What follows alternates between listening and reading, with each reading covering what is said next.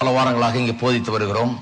முதல்ல நாம் ஏன் ஜெபிக்க வேண்டும் என்று போதித்தேன். அதன் பிறகு விசுவாசம் ஜெபமும் என்கிற தலைப்பிலே எப்படிப்பட்ட வார்த்தைகளை உபயோகப்படுத்தி விசுவாசத்தை வெளிப்படுத்தி ஜெபிக்க வேண்டும் என்பதை போதித்தேன். இப்பொழுது ஜெபிக்கும் போதெல்லாம் பதிலை பெறுகிற விதத்திலே 100% ஒவ்வொரு ஜெபத்துக்கும் பதிலை பெறுகிற விதத்திலே எப்படி ஜெபிப்பது என்பதை குறித்து போதித்து வருகிறோம்.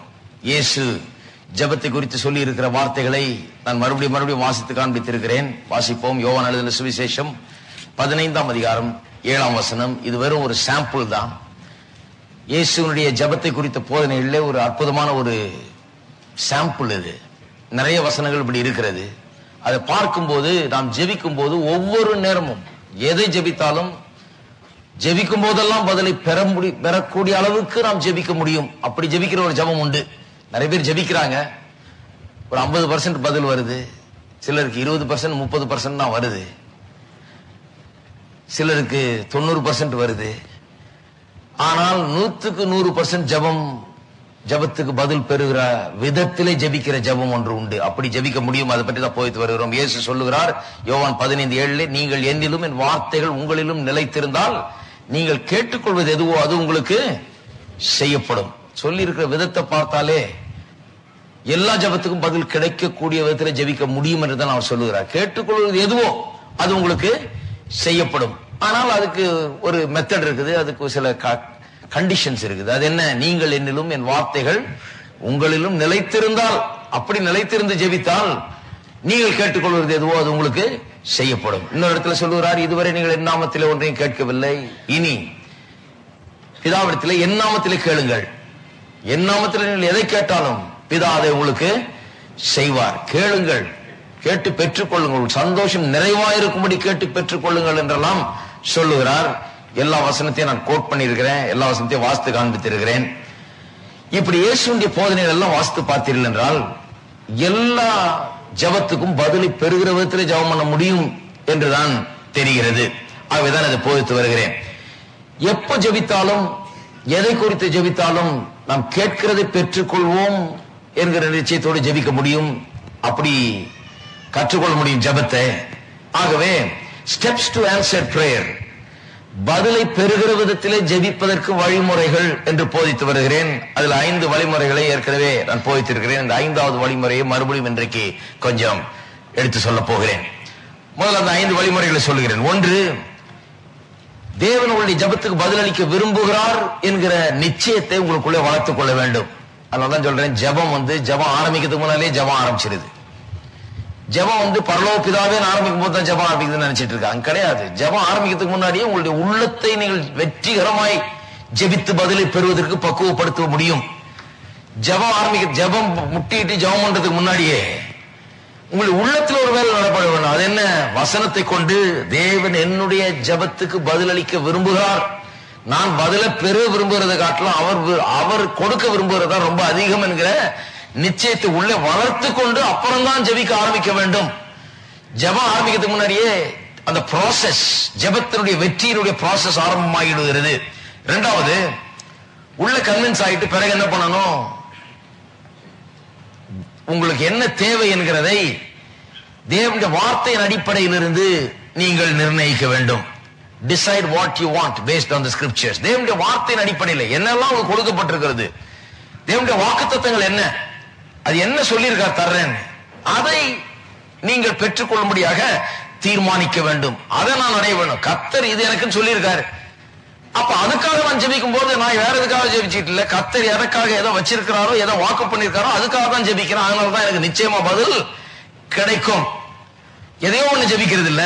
கர்த்தர் என்னுடைய பிரச்சனையில, என்னுடைய பொருளாதார பிரச்சனையில, என்னுடைய குடும்ப பிரச்சனையில, ஆவியில, ஆத்மாவில, சரீரத்துல, என்னுடைய வாழ்க்கையின் எல்லா ரீதியிலையும் என்ன வாக்கு பண்ணிருக்காரு, எதை வச்சிருக்கிறாரு பார்த்தா அதை நான் கேட்கிறேன். அதை நான் கேட்கும் போது நிச்சயமா எனக்கு பதில் உண்டு. ஏன்னா அவருடைய சித்தத்தின்படி தான் கேட்கிறேன்.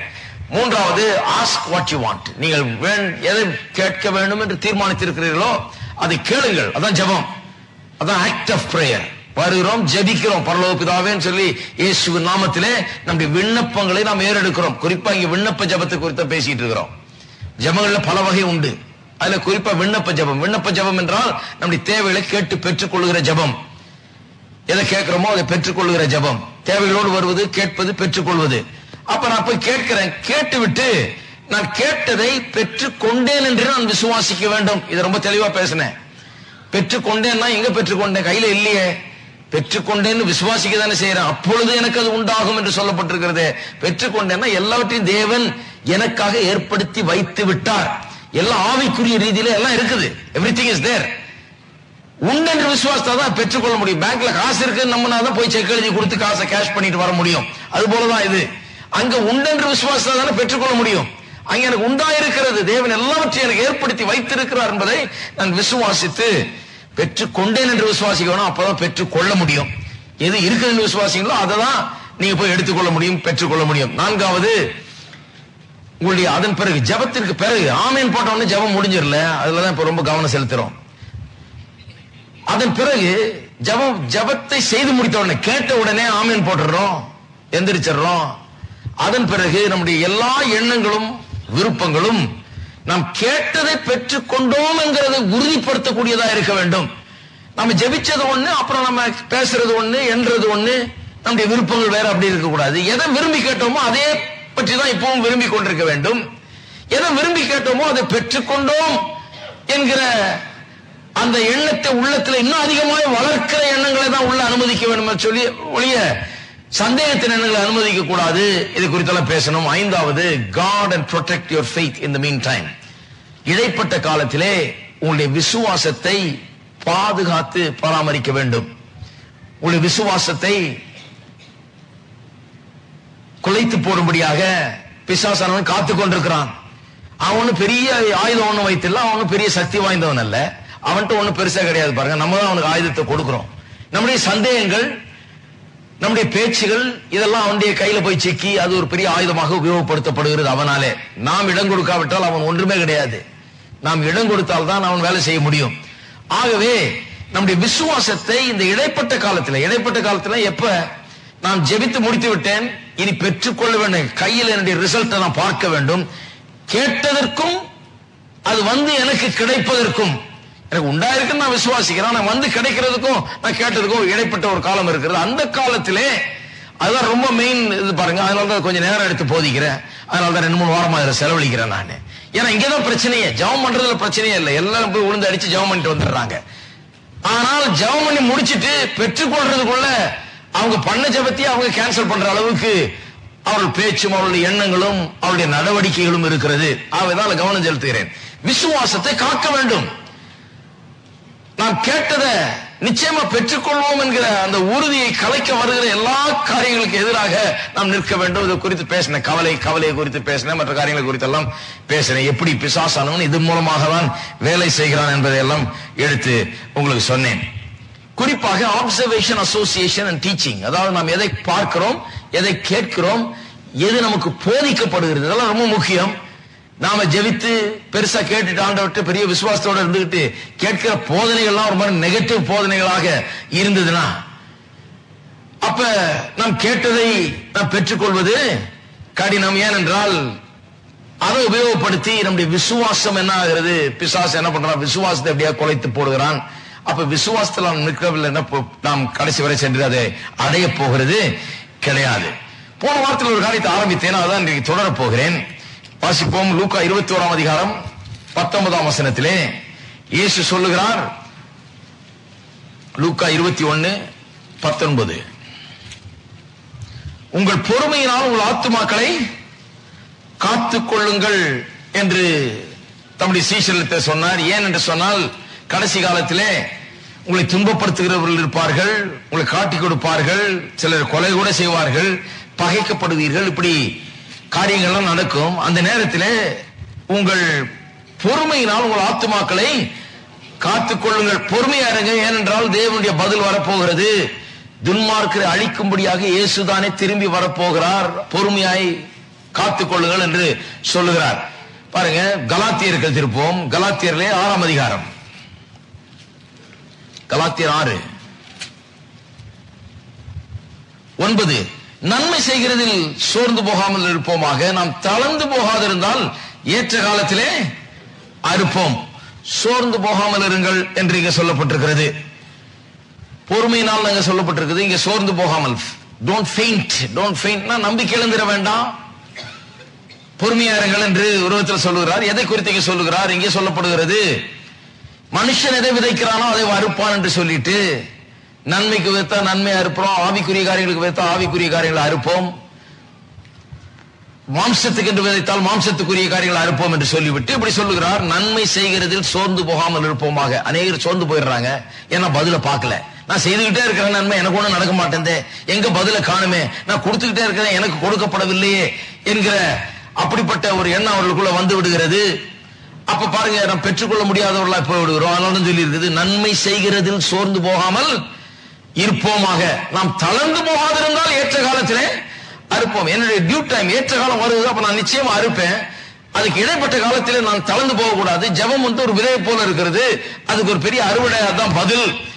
அந்த பதிலை நான் பெறுகிற வரை நான் சோர்ந்து போகாமல், நான் விதைத்த விதையை பண்படுத்தி பாதுகாத்து அதுக்கு தண்ணீர் பாய்ச்சி அதுக்கு எல்லாவற்றையும் நான் செய்து கொண்டே இருக்க வேணும். அப்பதான் ஒரு அறுவடையை நான் அறுக்க முடியும் என்று வேதவசனம் திட்டவட்டமாய் நமக்கு போதிக்கிறது. இந்த பொறுமையை குறித்து நான் சென்ற வாரத்தில் போதிக்க ஆரம்பித்தேன். இந்த பொறுமை என்கிற வார்த்தை கன்சிஸ்டன்சி என்று ஆங்கிலத்திலே மொழிபெயர்க்கப்படுகிறது அநேக இடங்களிலே. கன்சிஸ்டன்சி என்று சொன்னா ஒரே சீராக இருப்பது. இன்னைக்கு ஒண்ணு பேசுறது நாளைக்கு ஒண்ணு பேசுறது அல்ல. இன்னைக்கு விசுவாசத்தை பேசுறது நாளைக்கு அவிசுவாசத்தை பேசுறது, இன்னைக்கு விசுவாசத்தை சிந்திக்கிறது நாளைக்கு அவிசுவாசத்தை சிந்திக்கிறது என்பது அல்ல. ஒரே சீராக ஒரே கான்ஸ்டன்டா இருப்பது. என்ன ஜெபம் பண்ணா அதையே பிடித்துக் கொண்டு அதையே விரும்பிக் கொண்டு அதையே எண்ணத்தில் வைத்து அந்த பாசிட்டிவாவே திங்க் பண்ணி அதை நான் அடைவேன் என்கிற எண்ணத்தோடையே தொடர்ந்து இருப்பது, அதை குறித்தான் பேசிக் கொண்டு வருகிறேன். லூக்கா எழுதின சுவிசேஷத்துக்கு திருப்போம், 8ஆம் அதிகாரம் தொடர்வோம். லூக்கா எழுதின சுவிசேஷம் 8ஆம் அதிகாரம் 15ஆம் வசனம் பாருங்க. மறுபடியும் அந்த இயேசுனுடைய அந்த ஓமைக்கு வருகிறோம். அந்த ஓமை தான் எல்லா ஓமையும் காட்டிலும் பெரிய ஓமைன்னு நான் உங்களுக்கு ஏற்கனவே சொன்னேன். It's mother of all parables. எல்லா ஓமைகளுக்கும் ஒரு தாயை போல இருக்குது. இந்த ஓமையை புரிந்து கொள்ளலன்னா வேற ஏதோ புரிந்து கொள்ள போறீங்கன்னு இயேசு கேட்கிறார். அது எந்த ஓமை? விதைக்கிறவன் விதைக்க புறப்பட்டான்னு சொல்றாரு பாத்தீங்களா. விதைக்க புறப்பட்ட போது 11ஆம் வசனத்தில் சொல்லுகிறது, அந்த விதை தேவனுடைய வசனம், வழியருகே விதைக்கப்பட்டவர்கள் வசனத்தை கேட்கிறவர்களா இருக்கிறார்கள். விசுவாசித்து ரட்சிக்கப்படாதபடிக்கு பிசாசானவன் வந்து அவ்வசனத்தை அவள் இருதயத்திலிருந்து எடுத்து போடுகிறான். இப்ப லூக்கால இருந்து வாசிக்கிறேன், மார்க் 4ல இருந்து வாசிக்கிட்டு இருந்தோம். மத்தேயு 13லயும் இருக்குது இதே பேரபிள், இதே போதனைகள். இப்ப லூக்கா 8ல இருந்து ஏன் வாசிக்கிறேன்னா, இங்க ஒரு முக்கியமான காரியம், அங்கெல்லாம் சொல்லப்படாத காரியம் இங்க ஒண்ணு வருது பாருங்க. 13, கற்பாறையின் மேல் விதைக்கப்பட்டவர்கள் கேட்கும் போது சந்தோஷத்துடனே வசனத்தை ஏற்றுக்கொள்கிறார்கள். ஆயினும் தங்களுக்குள்ளே வேறு கொள்ளாதபடினாலே கொஞ்ச காலம் மாத்திரம் விசுவாசித்து சோதனை காலத்தில் பின்வாங்கி போகிறார்கள். முள்ளுள்ள இடங்களில் விதைக்கப்பட்டவர்கள் வசனத்தை கேட்கிறவர்களா இருக்கிறார்கள். கேட்டவுடனே போய் பிரபஞ்சத்துக்குரிய கவலைகளினாலும் ஐஸ்வர்யத்தினாலும் சிற்றின்பங்களாலும் நெருக்கப்பட்டு பலன் கூடாதிருக்கிறார்கள். இப்ப கவனிங்க 15, நல்ல நிலத்தில் விதைக்கப்பட்டவர்கள் வசனத்தை கேட்டு அதை உண்மையும் நன்மையுமான இருதயத்திலே காத்து, அப்புறம் இதுதான் மற்ற இடங்கள்ல வரல, அதனாலதான் இதை வாசிக்கிறீங்க. ஒருத்தர் சொல்லும் போது அந்த கதையை அங்க விட்டு போனதெல்லாம் இவர் சொல்றாரு, மார்க்ல விட்டு போனதை இவர் சொல்றாரு, மத்தேயுல விட்டு போனதெல்லாம் இவர் சொல்றாரு. அதனாலதான் எல்லா வெர்ஷன்லயும் வாசிக்கிறது முக்கியம். 3 வித்தியாசமான சுவிசேஷர்கள் அதே தான் சொல்றாங்க, ஆனா 1-2 வார்த்தைகள் அங்கங்க சேர்க்கப்படுது. அது ரொம்ப முக்கியமா இருக்குது. விதைச்சு அது விளைச்சல் வர்ற வரைக்கும் முக்கியமான காரியம் என்ன? வசனத்தை கேட்டு, அதுதான் விதை உள்ள போயிடுச்சு. கேட்டோம் சொன்னா விதை விதைக்கப்பட்டு விட்டது. அதை உண்மையும் நன்மையுமான இருதயத்திலே காத்து, எல்லாரும் சொல்லுங்க காத்து, அதை பற்றி தான் பேசிட்டு இருக்கோம். காக்க வேண்டும், நம்முடைய விசுவாசத்தை காக்க வேண்டும். விசுவாசம் என்ன? தேவனுடைய வார்த்தை, வார்த்தையினால விசுவாசம் வருது. அப்ப என்ன வார்த்தை உள்ளத்துல விதைச்சோமோ, எதை விசுவாசித்துக் கொண்டிருக்கிறோமோ அதை காத்துக்கொள்ள வேண்டும். இடைப்பட்ட காலத்தில் ஜெபிச்சு முடிச்சு ஆமேன் போட்டு அப்புறம் எதையாவது ஒண்ணு பேசிட்டு இருக்க கூடாது. அவிசுவாசத்தை நாம் பிடித்துக் கொள்ள கூடாது, அவிசுவாசத்தை பேசக்கூடாது, காக்க வேண்டும். நன்மையும் உண்மையுமான இருதயத்திலே காத்து பொறுமையுடனே பலன் கொடுக்கிறவர்களாய் இருக்கிறார்கள். அப்ப நல்ல இருதயத்தில் விதைக்கப்பட்டவர்கள் யாரா? நன்மையும் உண்மையுமான இருதயம், உண்மையும் நன்மையுமான இருதயத்தில் வைத்து அதை காத்து அவங்க ஏதோ ஒண்ணு பண்றாங்க. விதைத்ததற்கும் அறுக்கிறதுக்கும் நடுவே ஏதோ ஒரு ஆக்ஷன் நடக்குதுங்க. ஏதோ ஒரு முக்கியமான காரியத்தை அவர் பண்ணி கொண்டிருக்கிறார்கள். சோர்ந்து போகிறது இல்ல, என்னத்தை விதைச்சேன், இவ்வளோ பாடுபட்டேன், என்ன கிடைக்குமோன்னு தெரியல, அப்படி போய் உட்கார்ந்துறது இல்ல. விதைச்சிட்டோம், இனிமே காக்க வேண்டும். இந்த இருதயத்தை கரெக்டா பண்படுத்தி வைக்க வேண்டும். எல்லா காவலோடும் இருதயத்தை காத்துக்கொள், என்றால் அது நின்று ஜீவ ஊற்று புறப்படும். உங்களுக்கு தேவையான எல்லாம், உங்களுக்கு தேவையான பொருளாதாரம், சுகம், ஆரோக்கியம், உங்களுக்கு தேவையான வாழ்க்கையில எல்லாம் தேவைப்படுகிறது. எல்லாத்தையும் கர்த்தர் எப்படி உங்களுக்கு தர்றாரு? நான் சொன்னேன், எல்லாம் அங்க வச்சுட்டாரு கர்த்தர், எல்லாத்தையும் சம்பாரிச்சு வச்சுட்டாரு உங்களுக்காக. எப்படி உங்களுக்கு கொண்டு தர்றாரு? வசனத்தை அனுப்புகிறார். அதான் சொல்லுகிறது, அவர் தம்முடைய வார்த்தை அனுப்பி அவர்களை சுஸ்தமாக்குகிறார். இல்லையா? அப்ப உங்களுக்கு சுகத்தை தரணுமா? தேவன் எப்படி தர்றாரு? ஒரு மூட்டை கட்டி சுகத்தை தொப்புன்னு போடுறது இல்ல. எப்படி பண்றாரு? வார்த்தை அனுப்புகிறார். அந்த வார்த்தை எங்க போக வேண்டும்? நம்முடைய உள்ளத்துல போக வேண்டும். அப்ப சுகவீனமாய் இருக்கிறாள், அந்த வார்த்தையை உள்ளத்துல பெற்று அதை உண்மையும் நன்மையுமான இதயத்தில் வைத்து காத்து பொறுமையுடனே பலன் கொடுக்கிறவர்களாய் இருக்க வேண்டும். சுகத்தை குறித்த வார்த்தைகள், ஆரோக்கியத்தை குறித்த வார்த்தைகள், செழிப்பை குறித்த வார்த்தைகள், ஆசீர்வாதத்தை குறித்த வார்த்தைகள் நம்முடைய உள்ளத்துல போகணும். கர்த்தர் உங்களை ஆசீர்வதிக்கணும்னு விரும்பினார்னா, உங்களை உயர்த்த வேண்டும் என்று விரும்பும் போது, உங்களை ஆசீர்வாதத்தின் பாதையில ஐஸ்வர்யத்தில் நடத்தணும்னு விரும்பும் போது என்ன நடக்குதுங்க? முதல்ல என்ன நடக்குதுன்னா, கர்த்தர் வசனத்தை தான் முதல்ல கொடுக்கிறார். இன்றைக்கு நின்று இங்க உட்கார்ந்து வசனத்தை கேட்டுக்கொண்டிருக்கிறீர்கள். நான் சொல்றேன், ஐஸ்வர்யத்தின் பாதையில போகிறீங்க, சுகத்தின் பாதையில நீங்க போய் கொண்டிருக்கிறீர்கள். ஏனென்றால் அதற்கேற்ற வசனங்களை கேட்டுக்கொண்டிருக்கிறீர்கள். உள்ள வசனங்கள் விதைக்கப்படுது. இப்படிதான் ஆரம்பமாகுது, இப்படிதான் ஸ்டார்ட் ஆகுது. பாருங்க, எல்லா நன்மையும் கர்த்தர் இந்த வசனத்துல தான் வச்சு, இந்த வசனத்தை கொண்டு நம்முடைய உள்ளத்துல வச்சு, இது நல்ல நேரமா இருந்தா, என்னுடைய இருதயம் உண்மையும் நன்மையுமான ஒரு இருதயமா இருந்தா, அதை வச்சு காக்கக்கூடிய ஒரு இடமா இருந்தா, இதை நான் பெருசா நினைச்சு இதை திரும்ப திரும்ப கேட்டு, இந்த விதைக்கப்பட்ட விதைக்கு வசனத்தை கொண்டே தண்ணீர் பாய்ச்சி இன்னும் கொஞ்சம் அது மேல சேர்த்து சேர்த்து சேர்த்து அதை பாதுகாத்து நான் இப்படியே பண்ணி கொண்டிருந்தேன் என்றால், இதற்குரிய அறுவடையை நிச்சயமாய் நான் அறுப்பேன். அப்ப எல்லாவற்றையும் கர்த்தர் உங்கள் வாழ்க்கையில கொடுக்க வேண்டிய, அதான் பாருங்க, வசனத்தை கேட்கறது ரொம்ப முக்கியம். ஏதோ கோயிலுக்கு போய் சும்மா உட்கார்ந்து வந்தேன் பிரதர், போய் தலையை காட்டு வந்து நல்லா பாஸ்டர் நாளைக்கு வந்துருவாரு, கிடையாது. அப்படிலாம் கிடையாது. பாருங்க, தலையை காட்டு வர்றதுக்கு யாரும் வரலன்னு நினைக்கிறேன். இங்க யாரும் தலையை காட்டு வர்றதுக்கு வரல. இங்க தலையில ஒண்ணு இறங்குறதுக்காக வரணும். இங்க தலை இங்க கொண்டு காமிச்சா தலைக்கு ஏதோ ஒண்ணு ஆகுது. தலைக்கு மட்டும் இல்ல, உள்ளத்துல ஆழத்துல ஒன்று நடக்கிறது. அப்ப இங்க தலையை காட்ட வரல. எதுக்கு வந்திருக்கிறோம்? வசனத்தை கேட்கிறோம். என்ன வெறும் பிரசங்கம் தானே நடக்குது, என்ன பெருசா நடக்குது? பிரசங்கம் பண்றாரு, அதுதான் முக்கியம். அதன் மூலமா தான் வசனம் விதைக்கப்படுகிறது. வசனம் விதைக்கப்பட்டாதான் ஏதாவது நடக்க போகிறது. ஒருத்தர் சொல்றாரு, அவர் என்ன பண்றாருங்க? பிரசங்கம் தானே பண்றாரு. ஆனா நாங்க எங்களுக்கு அது இருக்குதாங்க, இது இருக்குதாங்க, இது பண்றோம், அது பண்றோம். நான் சொல்றேன், பிரசங்கம் தான் பண்ணணும். ஏன்னா எது நடக்கணுமோ ஜனங்களுடைய வாழ்க்கையில அது எங்க ஆரம்பிக்குது? வசனத்தை விதைக்கிறது மூலமா தான் ஆரம்பிக்கிறது. ஞாயிற்றுக்கிழமை காலைக்கு விதைக்கிற நேரம், நான் விதைத்துக் கொண்டிருக்கிறேன் வசனத்தை, அது உள்ளங்களில் போய் கொண்டிருக்கிறது. அது எதை செய்யும்படியாக அனுப்பப்படுகிறதோ அது எதுக்கும் அனுப்பப்படுகிறது. பாருங்க, ஒரு விளைச்சலை உண்டு பண்ண முடியாது அனுப்பப்படுவது, அது நிச்சயமா உண்டாகும். கொஞ்சம் பொறுமையா இருக்கணும், கேட்கணும், திரும்ப திரும்ப கேட்கணும். கேட்டு கேட்டு அது தண்ணீர் பாய்ச்ச வேண்டும். பாய்ச்சி கொண்டு காத்து கொண்டு அப்படியே இருந்தா, பொறுமையுடனே இருந்தால் என்ன ஆகிறது? பலன் கொடுக்கிறவர்களாய் மாறிவிடுகிறோம், இல்லைங்களா? திருப்போம் எபிரேயர். அப்ப விதைக்கிறதற்கும் விளைச்சலுக்கும் இடையே ஒரு பெரிய ப்ராசஸ் இருக்குது. ஜெபத்தில் அது ரொம்ப முக்கியம். பாருங்க, 35ஆம் வசனம். ஆகையால் மிகுந்த பலனுக்கு ஏதுவான உங்கள் தைரியத்தை விட்டு விடாதிருங்கள். நீங்கள் தேவனுடைய சித்தத்தின்படி செய்து வாக்குத்தத்தம் பண்ணப்பட்டதை பெரும்படிக்கு பொறுமை உங்களுக்கு வேண்டியதா இருக்கிறது. ஆங்கில வேதத்தில் ரொம்ப அருமையா சொல்லப்பட்டிருக்கு. நீங்க தேவனுடைய சித்தத்தை செய்த பிறகு, அவருடைய சித்தத்தை செய்த பிறகு, அப்ப நம்ம ஜெபத்தை பற்றி பேசும்போது இப்படி வைத்துக் கொள்ளலாம். நீங்கள் தேவனுடைய சித்தத்தின்படி கேட்டு விட்டீர்கள், விண்ணப்பம் பண்ணிட்டீங்க, ஜெபம் பண்ணிட்டீங்க. நீங்கள் தேவனுடைய சித்தத்தின்படி ஜெபித்து விட்ட பிறகு நீங்க என்ன பண்ண வேண்டும்? வாக்குத்தத்தம் பண்ணப்பட்டதை, அதுதானே ஜெபிச்சீங்க, வாக்குத்தத்தம் பண்ணப்பட்டதானே கேட்டீங்க. வாக்குத்தத்தம் பண்ணப்பட்டதை பெரும்படிக்கு, எல்லாம் சொல்லுங்க, பெரும்படிக்கு பொறுமை உங்களுக்கு வேண்டியதா இருக்கிறது. எத்தனை பேர் சொல்றீங்க நான் பெறணுங்க, நான் வாக்குத்தத்தம் பண்ணப்பட்டதை பெறணும், கேட்டுக்கொண்டதை நான் பெறணும், அவருடைய சித்தத்தின்படி நான் கேட்டிருக்கிறேன், வாக்குத்தத்தம் பண்ணப்பட்டதை கேட்டேன், கேட்டதை நான் பெற வேண்டும். பெற வேண்டும் என்றால் பொறுமை உங்களுக்கு வேண்டியதா இருக்கிறது என்று திட்டம் தெளிவுமா சொல்லப்பட்டது. யாக்கோபுக்கு திருப்போம். யாக்கோபு 5ஆம் அதிகாரம். 7ஆம் வசனம். யாக்கோபு 5:7-8. இப்படி இருக்க சகோதரரே, கர்த்தர் வருமளவும் நீடிய பொறுமையாயிருங்கள். இதோ பயிரிடுகிறவன் பூமியின் நற்பலனை அடைய வேண்டும் என்று முன்மாறியும் பின்மாறியும் வருமளவும் நீடிய பொறுமையோட காத்திருக்கிறான்.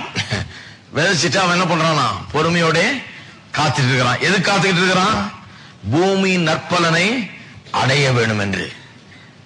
விதைச்சிட்டு புலம்பிக்கிட்டு இல்ல அவன். நற்பலனை நான் அடைவேன். எதை விதைச்சாலும் அதை நான் அறுப்பேன். எவ்வளவு விதைச்சாலும் அதுக்கு ஏற்றபடி நான் அறுப்பேன். சிறுக விதைச்சா சிறுக அறுப்பேன், பெருக விதைச்சா பெருக அறுப்பேன். எதை விதைச்சாலும் அதையே நான் அறுப்பேன். இதுதான் கர்த்தருடைய பிரமாணம். இப்படிதான் வாழ்க்கையில எல்லாம் நடக்கிறது. ஆகவே நான் விதைத்து விட்டேன், நான் ஜெபித்து விட்டேன், நான் என்னுடைய விண்ணப்பங்களை ஏறெடுத்து விட்டேன், தேவனுடைய சித்தத்தின்படி நான் ஜெபித்து விட்டேன். ஜெபித்துட்டு இப்ப அவன் என்ன பண்ணுகிறானா? அந்த நற்பலனை எல்லாம், அதன் மூலமா உண்டாக போற பதிலை எல்லாம் அடைய வேண்டும் என்று முன்மாறியும் பின்மாறியும் வரமானவும் நீடிய பொறுமையோடு காத்திருக்கிறான். நீங்களும் நீடிய பொறுமையோடு இருந்து உங்கள் இருதயங்களை ஸ்திரப்படுத்துங்கள். கர்த்தருடைய வருகை சமீபமா இருக்கிறது. கான்டெக்ஸ்ட் வேற இருந்தாலும் பிரின்சிபல் சேம். பிரின்சிபல் ஒண்ணுதான். இங்க கர்த்தருடைய வருகை சமீபமா இருக்குது, பொறுமையா காத்திருங்கன்றாரு. அது மட்டும் இல்ல, எல்லாத்துக்குமே இந்த பொறுமை ரொம்ப அவசியமா இருக்கிறது. நீடிய பொறுமையோடு இருந்து உங்கள் இருதயங்களை காத்துக் கொள்ளுங்கள். எல்லாம் சொல்லுங்க, நீடிய பொறுமையோடு இருந்து உங்கள் இருதயங்களை காத்துக் கொள்ளுங்கள். ஏன் அப்படி இருதயத்தை காத்துக்கொள்ளுங்க? நீதிமொழிகள் 4ஆம் அதிகாரத்தில் அதே தான் சொல்லி இருக்குது. எல்லா காவலோடும் இருதயத்தை காத்துக்கொள், ஏனென்றால் அது நின்று ஜீவ ஊற்று புறப்படும். ஏசன சொன்னார், உங்க ஆத்துமாக்களை பொறுமையோட காத்துக்கொள்ளுங்கள். இங்க இவரும் சொல்றார் பொறுமையோட காத்துக்கொள்ளுங்கள் என்று சொல்லி. எல்லாம் பொறுமையோட காத்துக்கொள்ளுங்கள் காத்துக்கொள்ளுங்கள் சொல்றதுக்கு என்ன? இந்த பொறுமையை நாம் இழக்கும் போது, நம்பிக்கை இழந்து போகும்போது, சோர்ந்து போகும்போது, என்ன நாம செய்தோமோ ஒண்ணும் பதில் காணுமே, பதில நான் பார்க்கலையே என்ற அந்த காரியம் உள்ள நுழைஞ்சு, சந்தேகங்கள் உள்ள நுழைஞ்சு, அப்படிப்பட்ட வார்த்தைகளை நாம் பேசி பண்ணும்போது நாம் செய்த எல்லாவற்றுக்கும், எல்லா ஜபத்துக்கும், எல்லா முயற்சிக்கும் எந்தவித பலனும் இல்லாமல் போய்விடுகிறது. ஏனென்றால் அது மூலமா பிசாசானவன் கிரியை செய்ய ஆரம்பிச்சான். நம்ம இடம் கொடுத்து விடுகிறோம், நம்முடைய ஜபங்கள் வாய்க்காமல் போய் விடுகிறது. தொட்டிட்டு பேசிட்டு இருந்த பாருங்க, சொன்னார் ரொம்ப நல்ல பெரிய ஒரு தொழில் பண்ணிட்டு இருக்கிறாரு. அவங்க ஒரு சாதாரண பிரைவேட் கம்பெனி ஆரம்பிச்சாங்க, இப்ப பப்ளிக் கம்பெனியா போகுது. இங்க நம்ம சபையில இருக்காங்க, பப்ளிக் கம்பெனியா போறாங்க. அதுக்கு ஒரு பெரிய ஃபங்க்ஷன் வச்சிருந்தாங்க, போயிருந்தேன். அப்ப அவர் சொல்றாரு, எனக்கு எப்படி நடந்ததுன்னே தெரியலங்க. அது நான் பாட்டுக்கு ஜெபம் பண்ணி அதை பற்றி நான் கொஞ்சம் கூட யோசிக்கவே இல்லை. நான் பாட்டுக்கு பேசாம ஜெபம் பண்ணிட்டு விசுவாசித்துட்டு இருக்கேன், அவ்வளவுதான். பார்த்தா ஒரு நாள் இதெல்லாம் நிறைவேற ஆரம்பிக்கிறது அப்படிங்கிறாரு. அப்படிதான் வேதத்துல சொல்லி இருக்குது.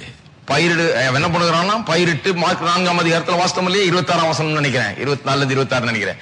எப்படி அவன் விதைத்து விட்டு அப்புறம் என்ன பண்றானா, தூங்கி அப்புறம் எழுந்திருக்கிறான். விதைச்சு விட்டு போய் உள்ள உட்கார்ந்து கவலைப்பட்டு இல்ல, விதைச்சிட்டு அப்புறம் போய் ஆண்டவரே ஆண்டவரே ஆண்டவரே விதைச்சிட்டேன், என்ன ஆச்சோ தெரியல ஆண்டவரே, பாத்துக்கோ ஆண்டவரேன்னு கவலைப்பட்டு இல்ல. விதைச்ச உடனே போய் தூங்குறான், தூங்கின பிறகு எந்திரிக்கிறான், அடுத்த நாளும் தூங்கலாம் எந்திரிக்கிறான், அடுத்த நாளும் தூங்கலாம் எந்திரிக்கிறான். இப்படி தூங்கி தூங்கி எழுந்து திடீர்னு பார்த்தா அவன் விதைச்சது பயிராகி நிற்கிறது. விவசாயிகள் அப்படித்தானே பண்றாங்க, விதைச்சிட்டு போய் நிம்மதியா தூங்கிட்டு இருக்கான். அவனுக்கு அதுல நம்பிக்கை இருக்குது, போட்டாச்சு, விதையை நிலத்துக்குள்ள போட்டாச்சு என்று சொல்லி.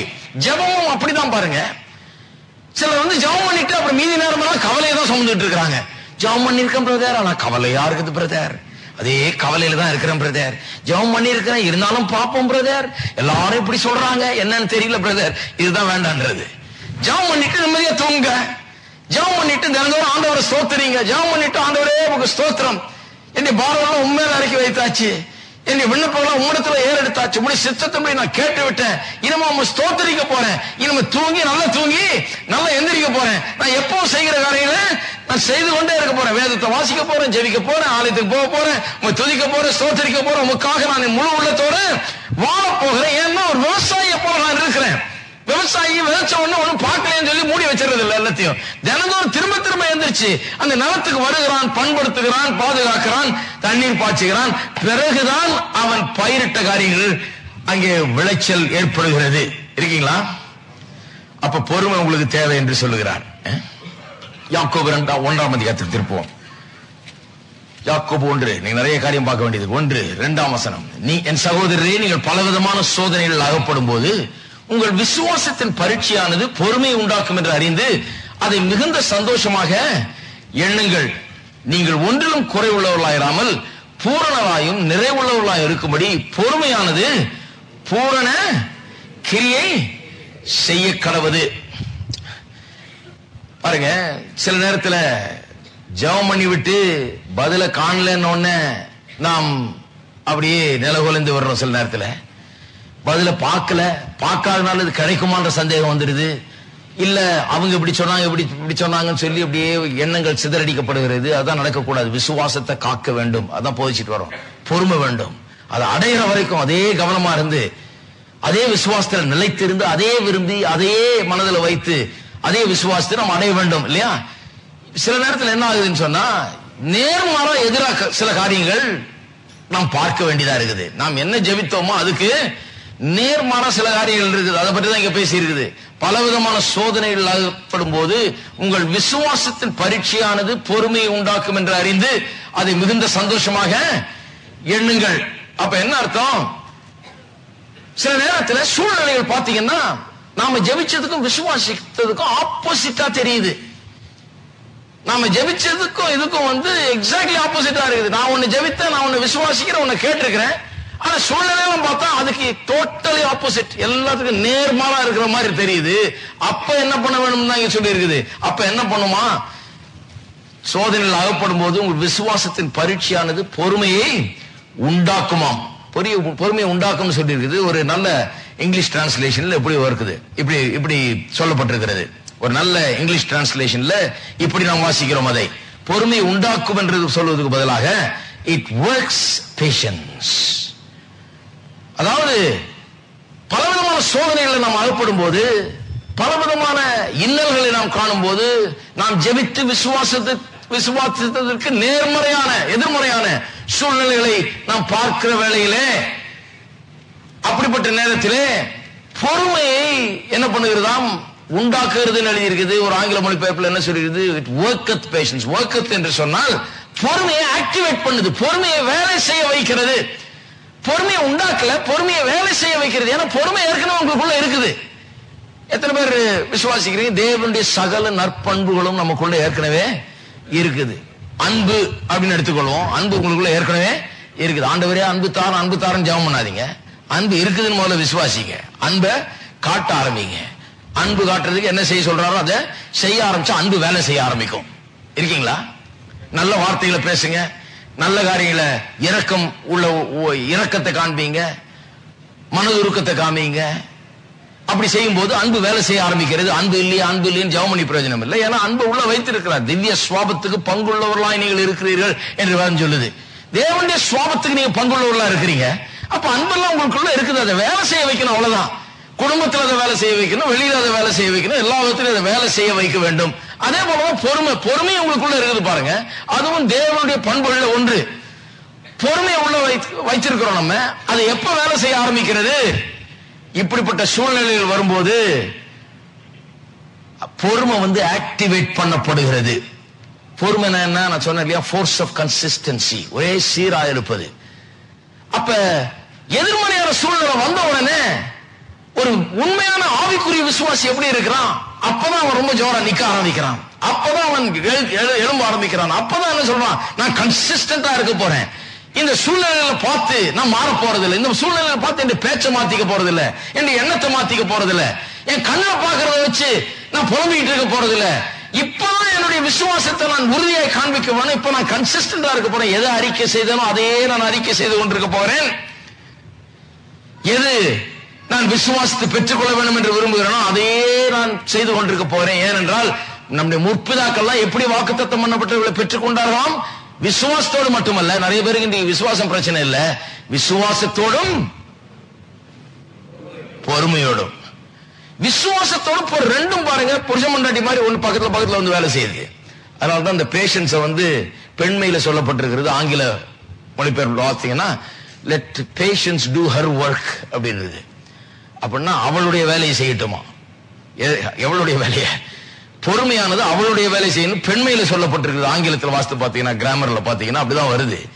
ஏனென்றால் இந்த விசுவாசமும் இந்த பேஷன்ஸும் புருஷன் பொண்டாட்டி மாதிரி இருக்கு. புருஷனுக்கு ஒரு ஆபத்துனா, புருஷனுக்கு ஒரு எதிர்ப்பு, புருஷனுக்கு ஒரு பிரச்சனைனா உடனே பொண்டாட்டி எழுந்து என்ன பண்ண? பக்கத்துல நிக்கிற, நான் இருக்கிறேன், பார்க்கலாம் என்னன்னு பார்க்கலாம் வந்து நிக்கிறா பாருங்க. அது மாதிரிதான் இந்த பேஷன்ஸ் என்று. அதனாலதான் சொல்றாரு, நீங்கள் பலவிதமான சோதனைகள் ஆகப்படும் போது அதை மிகுந்த சந்தோஷமா எண்ணுங்கள். ஏன் என்று சொன்னா, இந்த பொறுமைங்கிறது உள்ள இருக்குது. இப்ப என்ன பண்ண போறது? பொறுமைங்கிறது ஆக்டிவேட் பண்ண போகிறது. எப்படி ஒரு புருஷனுக்கு ஆபத்துன்னா, ஒரு சேலஞ்சுனா ஒரு மனைவி வந்து பக்கத்துல நின்று அவருக்கு உதவி செய்வாளோ, அது போல இந்த விசுவாசத்துக்கு எதிராக கிளம்பி இருக்கிற இந்த சோதனைகளுக்கு எதிராக உங்களுக்கு பக்கபலமா இருக்கும்படியாக உங்களுக்கு உள்ளே கிடக்கிற இந்த பொறுமையானது எந்திரிச்சு வந்து உங்களோட கூட நிக்குது. அந்த ஃபோர்ஸ் ஆஃப் கன்சிஸ்டன்சி, ஒரே சீராக மனதை வைத்துக் கொண்டு இயக்கக்கூடிய அந்த நிலை வந்து விடுகிறது. ஆகவேதான் அதை சந்தோஷமா எண்ணுங்கன்றாரு. ஏன்னா உங்களுக்கு ஒரு உதவி இருக்குது. கர்த்தர் உங்களுக்கு விசுவாசத்தை மட்டும் தரல, அது கூட பொறுமையை உங்களுக்கு வேலை செய்யும்படி கொடுத்திருக்கிறார். இருக்கீங்களா? சிலர் என்ன நினைச்சாங்க, கர்த்தர் தான் சோதனையை அனுப்பிச்சவர். இந்த உலகத்துல இருக்க சோதனை போதாதா, இதை விட கர்த்தர் வேற பரலோகத்திலிருந்து பேக்கெட் பண்ணி அனுப்பணுமா சோதனையை? கர்த்தர் ஒண்ணு சோதனை எல்லாம் அனுப்புறது இல்ல. அதனாலதான் வேத வசனம் சொல்லுகிறது 13ஆம் வசனத்துல, அதே அதிகாரத்துல, சோதிக்கப்படுகிற எவனும் நான் தேவனால் சோதிக்கப்படுகிறேன் என்று சொல்லாதிருப்பானாக. ஆனா கிறிஸ்தவ வாயில பாத்தீங்கன்னா அதுதான் வந்துட்டு இருக்கோம். கர்த்தர் ஏன் அப்படி சோதிக்கிறாருன்னு தெரியல பிரதர். கர்த்தர்கிட்ட நான் கேட்டுட்டு இருக்கிறேன் பிரதர், அதனாலதான் ஒன்னும் பதில் வரல பிரதர். ஏன்னா அவர் ஒன்னும் சோதிக்கல. அவர்கிட்ட போய் என்னையே சோதிச்சார் ஆண்டவரே, எனக்கு பதில் கொடுக்காவிட்டாலும் விட மாட்டேன், இன்றையிலிருந்து 7 நாள் உபவாசமாக்கும். நான் வந்து கர்த்தாவே நீ ஏன் என்னை சோதிக்கிறேன்? கர்த்தர் சொல்றாரு, பைபிளை ஒழுங்கா வாசி, உன்னை சோதிக்கிறது இல்லை. தேவன் பொல்லாங்கினால் சோதிக்கப்படுகிறவர் அல்ல, ஒருவனையும் அவர் சோதிக்கிறவரும் அல்ல. அவனவன் தன் தன் சுய இச்சையினால இழுக்கப்பட்டு சிக்குண்டு சோதிக்கப்படுகிறான். அவன் எதை தேடி ஓடி போய் எதிலே போய் சிக்கி தவிச்சு என்னென்னத்தையும் தப்பு தப்பா பண்ணி எதிலே போய் சிக்கி மாட்டிக்கொள். தேவ ஞானத்தை, தேவனுடைய கிருபையை உபயோகப்படுத்தி காரியங்களை செய்யாம, தேவ ஆலோசனையின்படி செய்யாமல், விவேகத்தோட அறிவோடு செய்யாமல், தேவனுடைய வார்த்தையின்படி செய்யாமல் தவறி போய் செய்யறதுனாலதான் பிரச்சனைகள் வாழ்க்கையில ஏற்படுகிறது. அதனால பிரச்சனை ஏற்கனவே இருக்குது. பிரச்சனை வாழ்க்கை உலகத்துல பாத்தீங்கன்னா ஏராளமா இருக்குது. பாருங்க சொல்லி இருக்குது, சிக்குண்டு சோதிக்கப்படுகிறான். ஆனா 17ஆம் வசனம் சொல்லுது, நன்மையான எந்த ஈவும் பூர்ணமான எந்த வரமும் பரத்திலிருந்து உண்டாகி ஜோதிகளின் பிதாவிடத்திலிருந்து இறங்கி வருகிறது. அவரிடத்தில் யாதொரு மாறுதலும் யாதொரு வேற்றுமையின் நிழலும் இல்லை. பாருங்க, கர்த்தரிடத்திலிருந்து வந்தது என்ன, உலகத்திலிருந்து வந்தது என்ன, நம்முடைய ஆசை இச்சைகள், சுய இச்சைகள், நம்முடைய மாம்சீகமான எண்ணங்கள், இவைகளிலிருந்து வந்தது என்ன, பிசாசனிடத்திலிருந்து வந்தது என்ன, இதெல்லாம் வந்து தெரிந்து கொள்ளணும். கர்த்தரிடத்திலிருந்து வர்றது என்ன, நன்மையும் பூரணமான எந்த வரமும் எந்த ஈவும். நன்மையும் பூரணமானது ஏதாவது இருக்குதோ அதுதான் கர்த்தரிடத்திலிருந்து வந்தது. மீதி எல்லாம் கர்த்தரிடத்திலிருந்து வந்தது கிடையாது. நல்லா டிஃபரன்ஷியேட் பண்ண காத்துக்கணும். இது ஒன்னும் பெரிய மேஜிக் ஒண்ணும் இல்ல. எது கர்த்தரிடத்தில், இது கர்த்தரிடத்திலிருந்து வந்துதா இல்ல சாத்தான் கொடுத்தாலும் தெரியல பிரதர் அப்படின்னு கூடாது. எது கர்த்தரிடத்திலிருந்து வந்து சுலபமா தெரியும். நன்மையும் பூர்ணமான எந்த ஈவும் கர்த்தரிடத்திலிருந்து தான் உண்டாகிறது.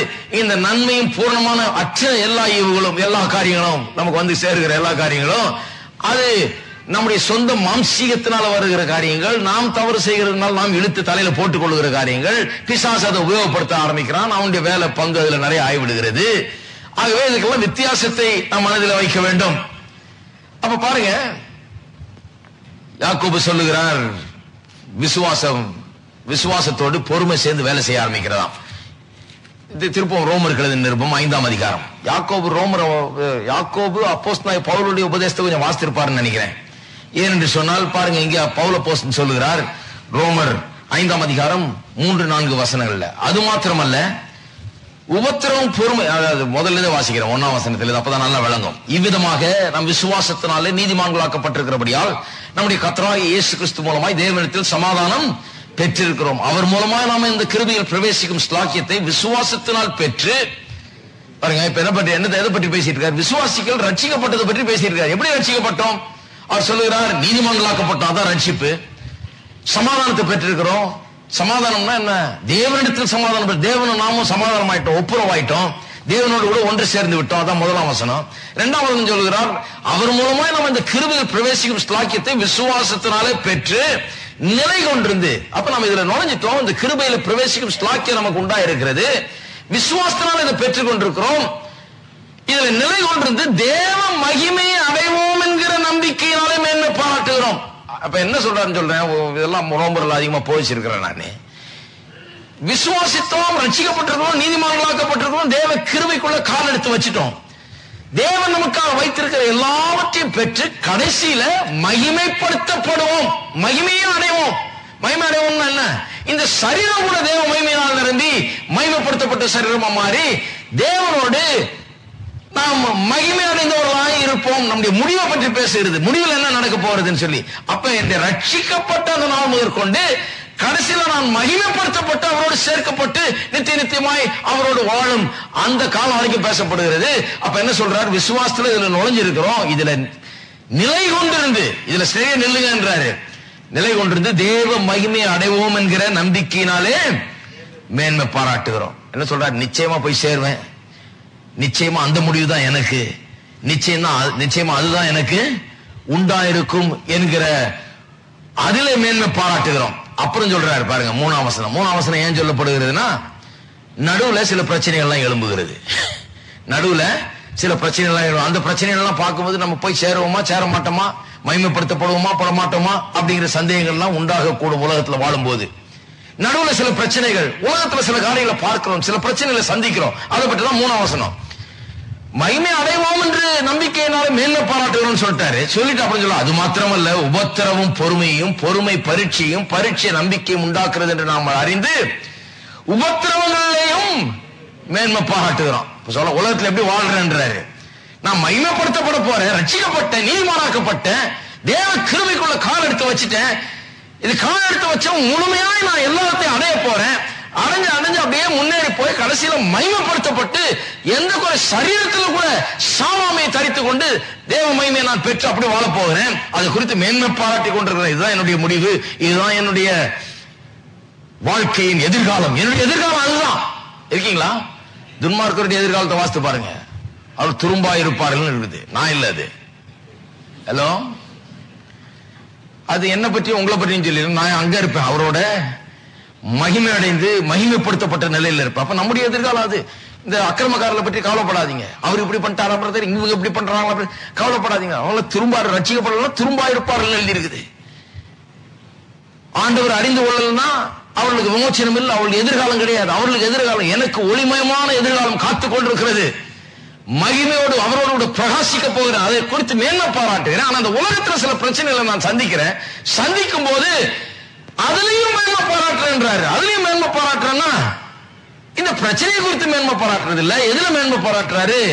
அவர் சொல்றாரு, ஏன் மேன்மை பாராட்டுறேன்னா, உபத்திரம் பொறுமையையும், பொறுமை பரீட்சையும், பரீட்சை நம்பிக்கையும் உண்டாக்குகிறது என்று நாங்கள் அறிந்து உபத்திரவங்களிலேயும் மேன்மை பாராட்டுகிறோம். உபத்திரம் என்ன உண்டாக்குதான்? பொறுமை. ஒரு உபத்திரம் வந்த உடனே அப்பதான் என்ன பண்ணுது, பொறுமை மனைவி மாதிரி கூட நின்னுக்குது. உபத்திரம் வந்துச்சா, சரி நான் பாக்குறேன், நானும் கூட நிக்கிறேன். விசுவாசம் உபத்திரம் ரெண்டு பேரும் இப்ப பேரா நிக்கிறாங்க ஜோடியா. விசுவாசமும் பொறுமையும் ஒன்னா சேர்ந்துட்டா யாரும் ஒண்ணு அசைக்கவே முடியாது. அதனாலதான் சொல்றாரு, உங்களுக்கு வர்ற உபத்திரம் சந்தோஷமா எண்ணுங்கள். ஏன் சந்தோஷமா எண்ணுங்க? ஏன்னா பொறுமையை நீங்க பார்க்க போறீங்க. இந்த பொறுமையினுடைய சக்தி விசுவாசம் என்கிற அந்த மலையை பெயர்க்கக்கூடிய சக்தியோட சேர்ந்து கிரியை செய்யும் போது தோல்வியே கிடையாது, எல்லாருக்கும் ஜெயம் உண்டு.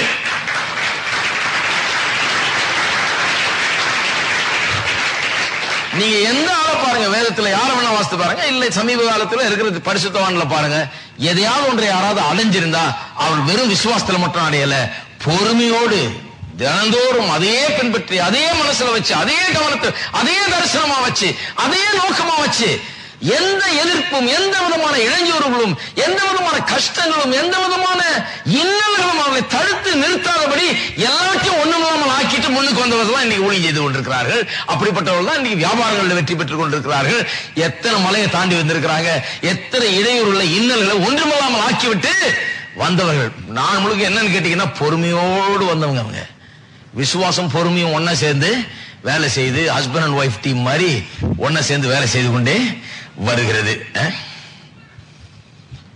ஆகவே விசுவாசம் பொறுமை இதை வைத்துதான் நாம் நம்முடைய விசுவாசத்தை காக்க வேண்டும். இந்த பொறுமை என்கிற காரியம் விசுவாசத்தை காக்க மிகவும் பயன்படுகிறது. சரி, இந்த பொறுமை ரொம்ப அவசியம் என்று வேதம் போதிக்கிறது. ஏன்னா பொறுமை இல்லாம வாக்குத்தத்தம் பண்ணப்பட்டது பெற்றுக்கொள்ள போறது இல்லை.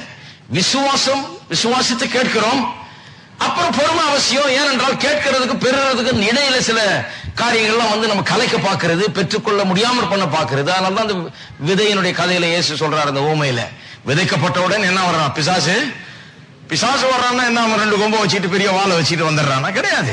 அவன் எப்படி வர்றான்னா அப்படியே குழப்பத்தை ஏற்படுத்துறது, அப்படியே ஒரு அவநம்பிக்கை ஏற்படுத்துறது, சந்தேகத்தை ஏற்படுத்துகிறது. இது நடக்குமா நடக்காதா அப்படின்னு சொல்லி அந்த விதையை எப்படியாவது எடுத்து போட்டணும், வசனத்தை எப்படியாவது எடுத்து போட்டணும். வசனத்தின் மேல இருக்கிற உங்கள் கவனத்தை, வசனத்தின் மேல இருக்க உங்கள் தியானத்தை, உங்கள் எண்ணத்தை, வசனத்தை பிடிச்சிட்டு அதை அறிக்கை செய்து விட்டுருக்கீங்களா, அதை எடுத்து போட்டா போதும் உங்களுக்கு தோல்வி உண்டாகுன்னு அவனுக்கு தெரியும். அதனாலதான் அப்படியே அலைஞ்சு யாரை விழுங்கலாமோ என்று அலைந்து, எங்க யாரை விழுங்கலாமோ எல்லாரையும் விழுங்க முடியாதுன்னு அர்த்தம்.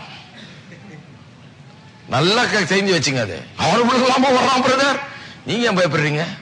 உங்களை விழுங்க முடியுமா? நீங்க இடம் கொடுத்தாதான் அவனுக்கு யாரை விழுங்கலாமோ என்று வகை தேடி திட்டு வகை தேடி கொண்டிருக்கிறான்னா வழி தேடிட்டு இருக்கிறான்னு அர்த்தம். எல்லாம் கதவெல்லாம் கரெக்டா பூட்டி கரெக்டா வையுங்க. ஹலோ, செக்யூரிட்டி போட்டு வைங்க கரெக்டா. உள்ள ஒண்ணும் அதான் சொல்லி விசுவாசத்தை காத்துக்கொள்ளலாம், அதான் அர்த்தம். அவன் வகை தேடிட்டே திரிறான். என்னமா நடக்குமா, ஏதாவது ஒரு பிரச்சனையா, அந்த பிரச்சனையில பூந்து நாமளும் கொஞ்சம் வேலை செய்வோம் அப்படின்னு. ஏதாவது குடும்பத்தில் ஏதாவது பிரச்சனையா இருக்கு, இல்ல வேலையில ஏதாவது ஒரு சின்ன பிரச்சனையா இருக்கும், அல்லது வியாபாரத்தில் ஒரு சின்ன ஒரு இதா இருக்கும்.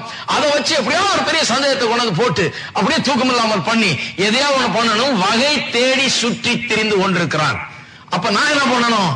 நான் நினைச்சதையே பேசிக்கொண்டு, கர்த்தரை ஸ்தோத்திரித்துக் கொண்டு, விசுவாசத்தை பற்றி கொண்டு, இந்த விதையை காப்பாற்றிக் கொண்டு, தேவனுடைய வாக்குத்தத்தங்கள் எவைகளை விசுவாசித்தேனோ அதை உறுதியை நான் பற்றி கொண்டு அதில் நிலை கொண்டிருந்து நிலைத்திருக்க வேண்டும்.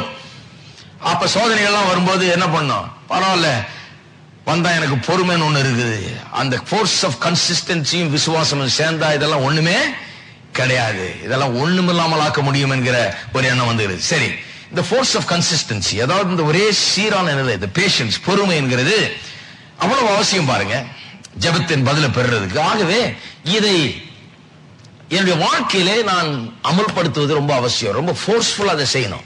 நம்முடைய வாழ்க்கையில இது கிரியை செய்கிறதாங்கிறத ரொம்ப பார்க்கணும். எப்படி கிரியை செய்யறதான்னு பாக்குறது, நான் சொன்னேன் இல்லையா, ஆப்சர்வேஷன், அசோசியேஷன் அண்ட் டீச்சிங்.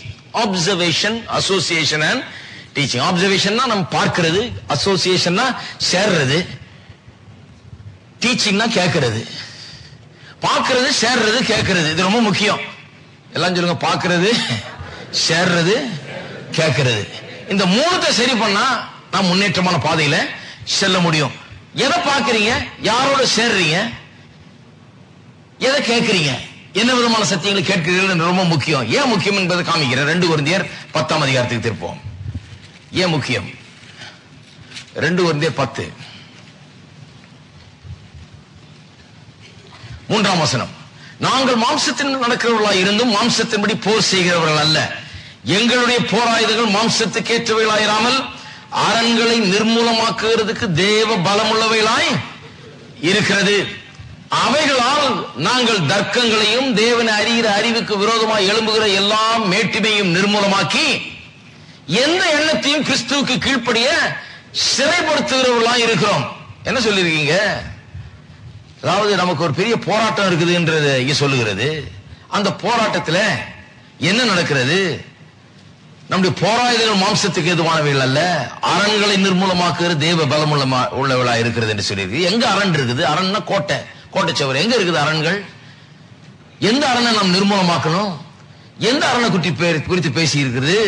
இதுவரை கோட்டை சவர்னா ஏதோ ஒரு செவரு, சங்கல்ல கட்டின செவரை பற்றி பேசல.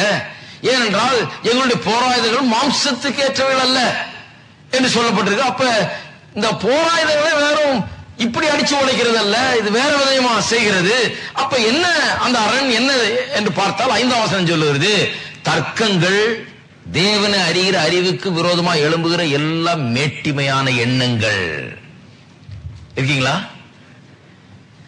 தர்க்கங்கள், மேட்டிமையான எண்ணங்கள், சுருக்கமா சொல்ல போன எண்ணங்கள், தேவனை அறிகிற அறிவுக்கு எதிரான எண்ணங்கள். தேவனுடைய வார்த்தை அப்படி சொல்லுது. ஆனா நம்முடைய எண்ணங்கள் யாரோ கொண்டு வந்து உள்ள நுழைக்கிறாங்க.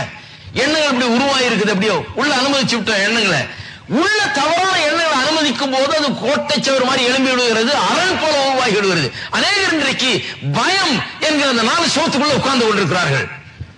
பயம் எப்படி வந்தது? எண்ணங்களை அனுமதித்தார்கள். எண்ணங்களை அனுமதிக்க ஒவ்வொரு சின்ன எண்ணமும் வந்து ஒரு செங்கல் மாதிரி பாருங்க, செங்கல் மேல செங்கல் வச்சு கட்டி கட்டி கட்டி கட்டி இவங்க 10, 20 வருஷம் 30 வருஷமா இப்படி கட்டிட்டு இருக்கிறாங்க. அதனால சிலர்கள்லாம் கோட்டை செவர் வந்து இவங்க வானத்தை கூட பார்க்க முடியாத அளவுக்கு வாழ்ந்துருக்குது கோட்டை செவர். ஏன்னா 30 வருஷமா கவலைப்படுற விசுவாசிங்க இவங்க. அவ்வளவு பெரிய எண்ணங்களை கொஞ்சம் கொஞ்சமா வளர்த்து வளர்த்து வளர்த்து அவ்வளவு பெரிய எண்ணங்கள் உருவாயிருக்குது. இந்த எண்ணத்தை பற்றி ஒண்ணுமே அவர்கள் செய்யறதே கிடையாது பாருங்க. அதை பற்றி ஒரு அவேர்னஸே கிடையாது, ஒரு விழிப்புணர்வே கிடையாது. அந்த எண்ணத்தை எல்லாம் நிர்மூலமாக்க வேண்டும்.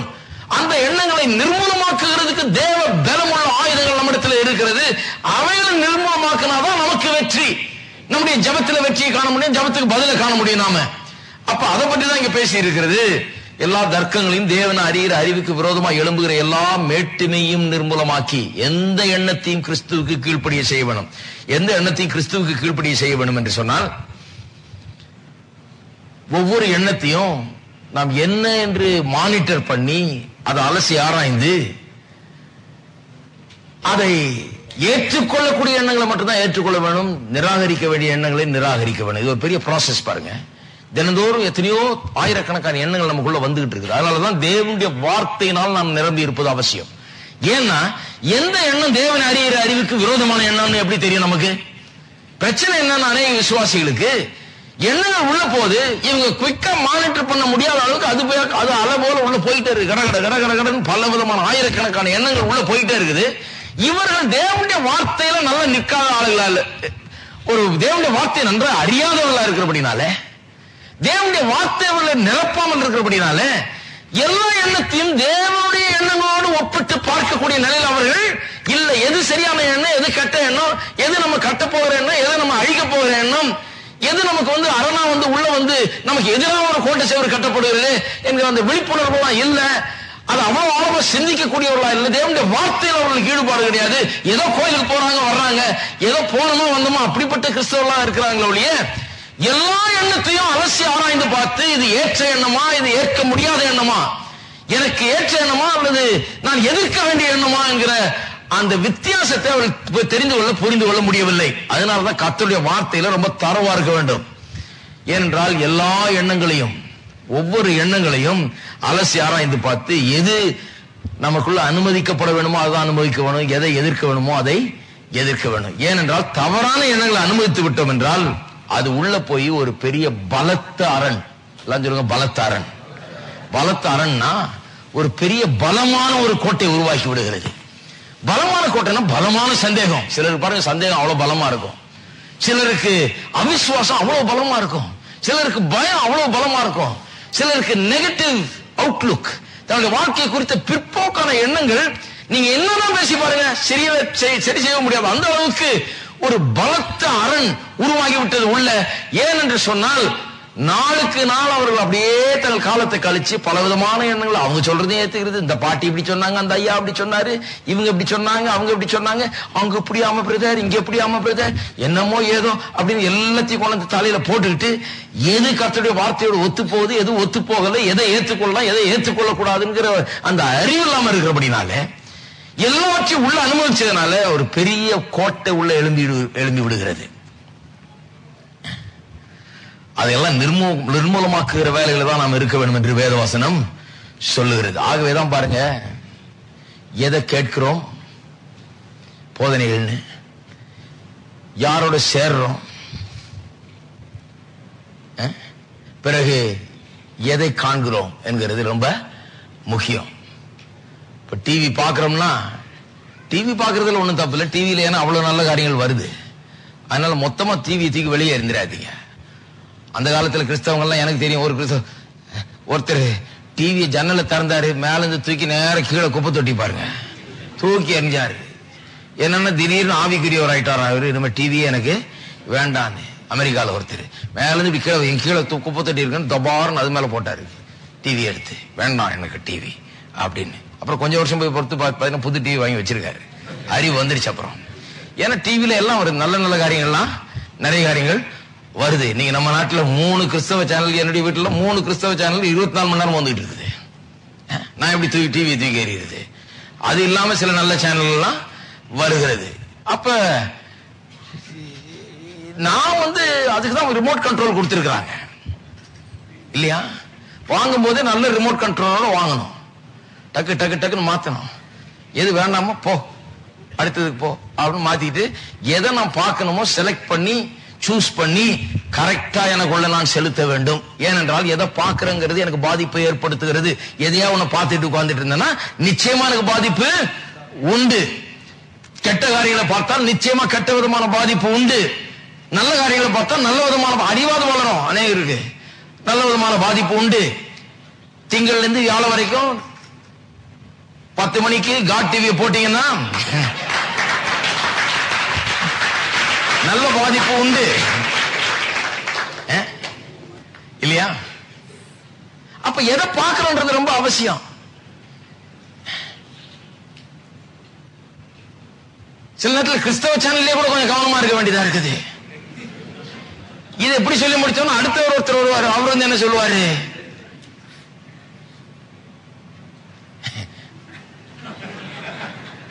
ஒருத்தர் சொல்றாரு பாருங்க, தோமாவுக்கு யார் சம்பளம் கொடுத்தது? அவர் என்ன காசு பைய வச்சுக்கிட்டா வந்தாரு இந்தியாவுக்கு? அவர் வெறுங்கையனா இந்தியாவுக்கு வந்து ஊழியம் செஞ்சாரு, இங்க செத்தாராக்கும் அப்படின்றாரு. நான் சொல்றேன், தோமா நடந்தா வந்தாரு இல்ல கடல்ல நீந்தியா வந்தாரு? அந்த காலத்திலேயே இன்டர்நேஷனலா வந்திருக்கிறாருன்னா எப்பேற்பட்ட ஆளா இருந்திருப்பாரு கொஞ்சம் யோசித்து பாருங்க. இவரை கொல்ற அளவுக்கு ஆட்கள் எழுந்தி இருப்பார்கள்னா எப்பேற்பட்ட ஒரு ஊழியத்தை எல்லாரும் கவனிக்கக்கூடிய விதத்துல எல்லாரையும் பாதிக்கக்கூடிய அளவுல அவர் இங்க ஊழியத்தை செய்திருப்பார் என்பதை கொஞ்சம் யோசித்து பார்க்கணும். தோமாவையும் பிச்சைக்காரன் ஆக்கிடாதீங்க. இயேசுவை பிச்சைக்காரன் ஆக்குற கும்பல் தான் தோமாவையும் பிச்சைக்காரன் ஆக்குது. அப்புறம் எல்லாரையும் பிச்சைக்காரன் ஆக்கி கடைசியில தங்களையும் பிச்சைக்காரன் ஆக்கிறது. அருமையானவர்களை கவனிக்க வேண்டும். அப்ப எதை கவனிக்கணும்? எனக்கு கிறிஸ்தவ சேனல் எடுத்தாலும் எதை கவனிக்கணும் நான் திருப்பிக்கிட்டே இருப்பேன். சரி இது வேணா அடுத்தது போவோம், அந்த சேனல்ல வருது பார்ப்போம், இதுல வருது பார்ப்போம், என்ன பார்ப்போம். பார்க்க போறோம்னா கரெக்டா ஏதாவது உருப்படியா பார்க்க வேண்டும். எதையாவது ஒண்ணு பார்க்கறது இல்ல. ஏதோ ஒண்ணு கேட்க போறோம்னா சரியான ஒன்று, யாரோ என்னத்தையோ ஒரு டேப் கொடுத்தாங்க அதை போட்டு கேட்டுட்டு இருக்க கூடாது. ஃபுல்லா அவிசுவாச வார்த்தைகளா உள்ள இறங்கிட்டு இருக்க கூடாது. கேட்டா என்ன கேட்கணும்? சரியான போதனைகளை, சரியான காரியங்களை, என்னை கட்டி எழுப்பக்கூடிய காரியங்களை நான் கேட்க வேண்டும். நான் சேர்ந்தா யாரோட சேரணும்? சரியான ஆட்களோட சேர்றவன. சில சொல்றாங்க அப்படி சேர்ற அப்படி ஆட்கள் இல்லையா? நிறைய இருக்கிறாங்க. மத்தேயு, மார்க்கு, லூக்கா, யோவான், பவுல், பேதுரு, யாக்கோபு, எலியா, எலிசா, மோசே, யோசுவா, ஹலோ ஆபிரகாம், ஈசாக்கு, யாக்கோபு எல்லாம் இருக்கிறாங்க. நீங்க தான் கண்டுக்கிறதே இல்ல. ஒரு அம்மா சொல்லுது, நான் இதை பற்றி ப்ராஸ்பரிட்டி பற்றி, ஏங்க இந்த ஆபிரகாமின் செழிப்பு, ஈசாக்கின் செழிப்பு, யாக்கோபின் செழிப்புன்னு பேசுறீங்களா? நானும் தான் இந்த கதையை வாசிச்சுட்டு இருக்கேன், எனக்கு அது ஒண்ணுமே தெரியலங்க. நான் சொன்ன அவங்களோட ஐக்கியப்பட்டுட்டேன். நான் இந்த ஆபிரகாம் தான் எனக்கு ரொம்ப நல்லா தெரியுது. நம்ம ஊர் ஆபிரகாம் எல்லாம் அவளை தெரியாது எனக்கு. அவங்களுக்கும் என்ன தெரியாது, எனக்கு அவங்களுக்கு தெரியாது. ஏன்னா அவளை பாக்குறது இல்ல. இந்த ஆபிரகாம் பிரயோஜனம் கிடையாது சில நேரத்தில். அதனால அந்த ஆபிரகாம் அந்த பக்கம் நின்று தோத்திரம் பிரதர்ட்டு போயிடுறது நான். ஆனா இந்த ஆபிரகாமோட நெருங்கிட்டேன். ஏன்னா இவர் வந்து 100 வயசுல குழந்தை பெற்றவர். எனக்கு ஒரு இன்ட்ரெஸ்ட் இருக்குது, எப்படி இந்த ஆளுக்கு இப்படி நடந்தது நான் அதை கண்டுபிடிக்கணும். 100 வயசுல முடியாத இருந்தாலும் செய்திருக்கிறாரு, எப்படி நான் அதை கற்றுக்கொள்ள வேண்டும். இருக்கீங்களா?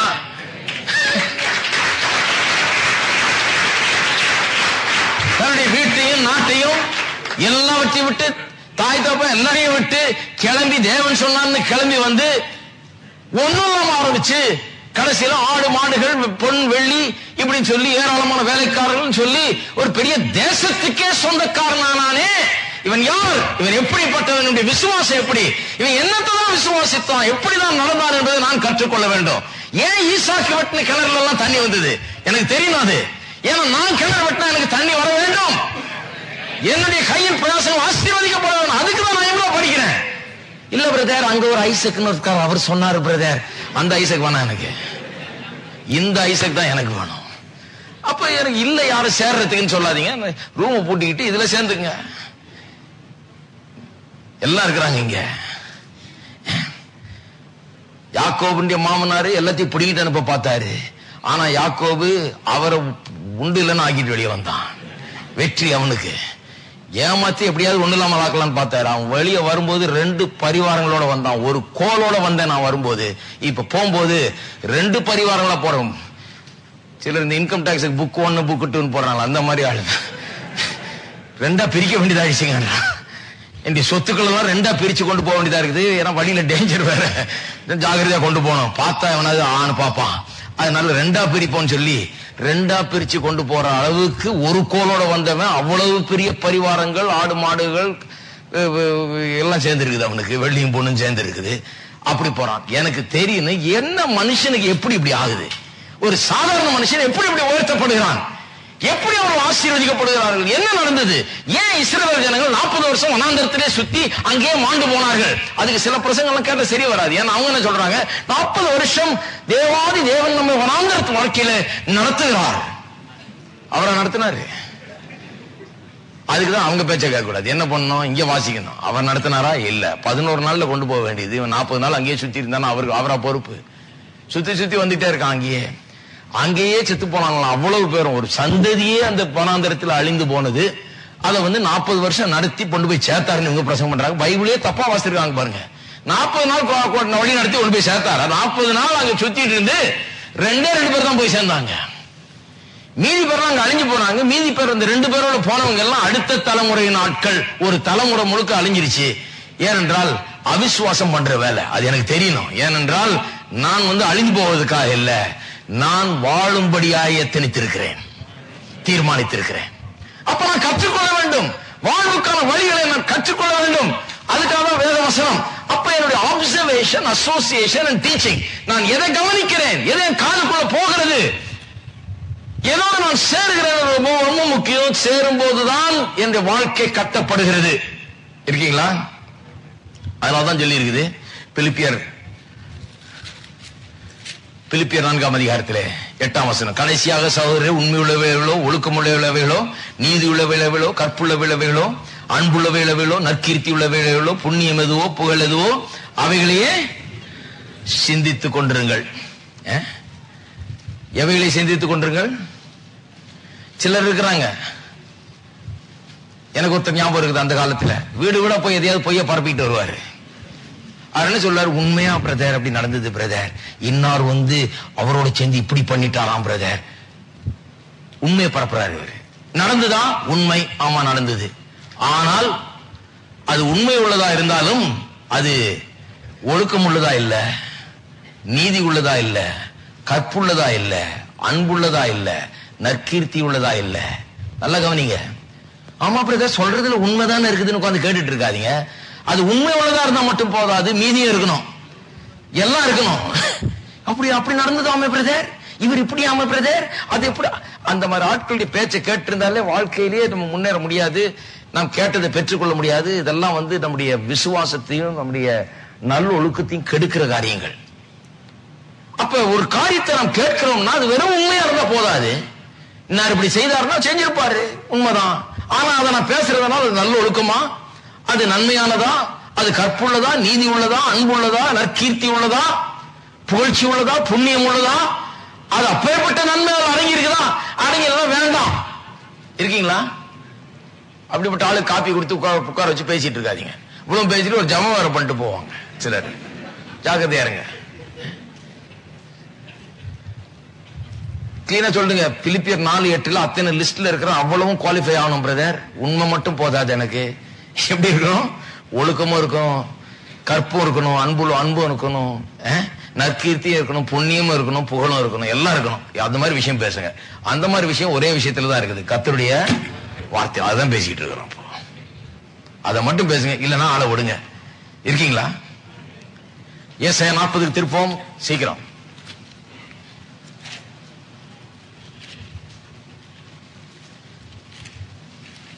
கடைசி சில வசனங்கள்.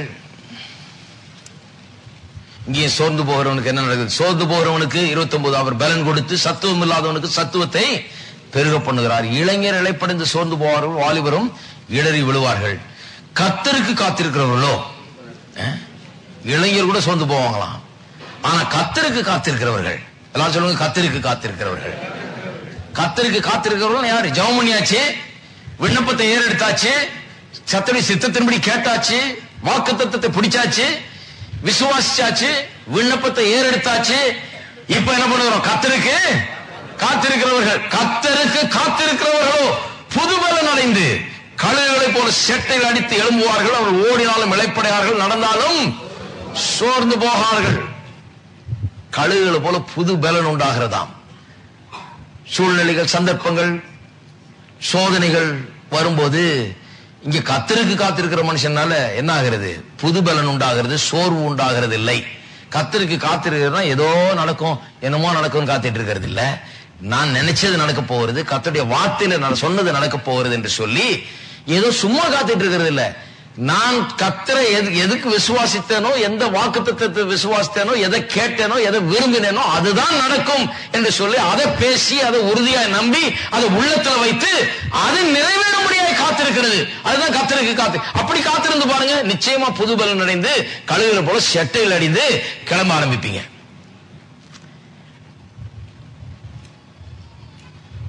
எப்படி சில நான் அன்னைக்கு சொல்லிட்டு இருந்தேன் இல்லையா, ஈவினிங் சர்வீஸ் புறாக்கள் மாதிரி ஆயிடுறாங்க சில கிறிஸ்தவங்க. புறாக்கள்லாம் எங்கும் போவாது, அப்படியே நின்றுட்டு இருக்கும் ஒரு ஓரமா வந்து. மற்றதுதான் பார்த்துட்டு இருக்கோம், இப்படி இப்படி இப்படி இப்படி பார்க்க வேண்டியது. ஒருத்தர் பார்த்துக்குவாங்க. அவங்க புறாக்கள்லாம் பார்த்து, புறா கூட்டத்தை கொஞ்சம் வேடிக்கை பாருங்க எப்படி இருக்குன்னு. ஒன்னொன்னு பார்த்துக்க, எல்லாம் பார்த்துட்டு இப்படி இப்படி இப்படின்னும் கொஞ்ச நேரம். இதுதான் பெரிய மூவ்மெண்ட் பாருங்க. இப்படியே நாள் முழுக்க இதுதான் நடந்துட்டு இருக்கோம். அப்புறம் திடீர்னு ஒரு பெரிய பட பட பட படன்னு சத்தம் கேட்கும். சத்தம் கேட்டு எங்கேயோ கிளம்புது போல இருக்குன்னு பார்த்தா இப்படி போய் மொத்தமா அப்படியே போயிட்டு அப்படியே வந்து திரும்பியும். இதுதான் நாள் முழுக்க ஆக்டிவிட்டி.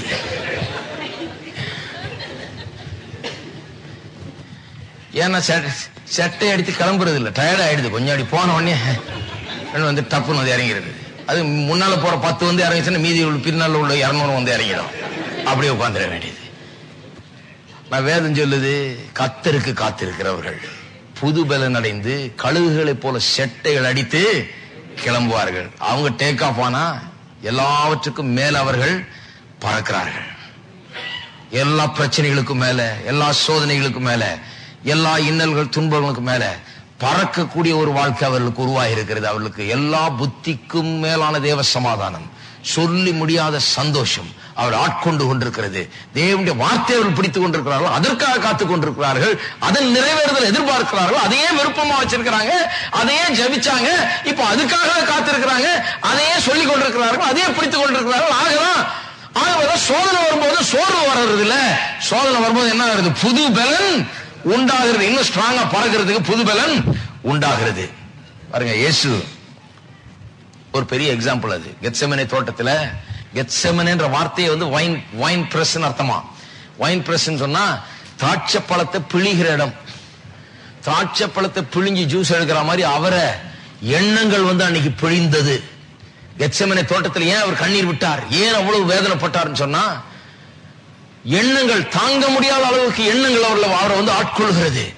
உலகத்தின் பாவத்தை சுமந்து தீர்க்க போகிறவர் இவர். எப்படி இருந்திருக்கும் பாருங்க. என்ன ஒரு சாதாரண மனுஷனுடைய மரணம் அல்ல, ஏதோ தூக்கு போட போறாங்க அப்படி கிடையாது. உலகத்தின் பாவ சாபங்கள், அவருடைய ரோகங்கள், அவருடைய தண்டனைகள், உலகத்தாருடைய சகல தரித்திரமும் நோயும் எல்லாம் இவர் மேல வைக்கப்படுகிறது. எல்லாவற்றையும் சுமக்கிறவர் இவர். சுமக்க போறன்னு அறிந்து என்ன நடக்க போறது நல்லா தெரிந்தவர் இவர். பிழியப்படுகிறார், மனதில் அப்படியே பிழியப்படுகிறார். அங்கே எண்ணங்கள் வந்து அவர் அப்படியே தாக்குகிறது பாருங்க. சொல்றாரு, உமக்கு சித்தமானால் இந்த பாத்திரம் என்னை விட்டு நீங்கும்படி செய்யும்ன்றாரு. உடனே சொல்றாரு டக்குன்னு. அதான் அந்த புழிஞ்சாச்சு, போட்டு கசக்கி எடுத்தாச்சு. அந்த இடத்துல அவ்வளவு ஒரு வேதனை அவருக்குள்ள. டக்குன்னு சொல்றாரு, என்றாலும் என்னுடைய சித்தம் அல்ல, உம்முடைய சித்தமே ஆக கடவுது. உம்முடைய சித்தமே ஆக கடவுதுன்னு எந்திரிச்சு கரெக்டா எந்திரிக்கிறாரு. வர்றாங்க, கூட்டு போறாங்க. அவர் சொல்றாரு, என்னைய தேடுறீங்க, நான் இங்கதான் இருக்கிறேன். அவன் ஒன்னும் தேடி கண்டுபிடிக்கல. இவர் வந்து நான் இருக்கிறேன்னு போய் ஆஜராகிறாரு. அங்க போய் கரெக்டா போய் வேலையை நடத்துறார். கல்வாரி சிலுவைக்கு ஒரு பெரிய தீர்மானத்தோடு போய் எண்ணங்களை சீர்படுத்தி தேவனுடைய சித்தத்தை செய்கிறதுக்கு எண்ணங்களை சீர்படுத்தி அவர் போகிறார். செய்து முடித்தார். அதுதான் அவருக்கு மகிமை இன்றைக்கு கொடுக்கப்பட்டிருக்கிறது. எல்லா நாமத்துக்கும் மேலான நாமம் அவருக்கு கொடுக்கப்பட்டிருக்கிறது.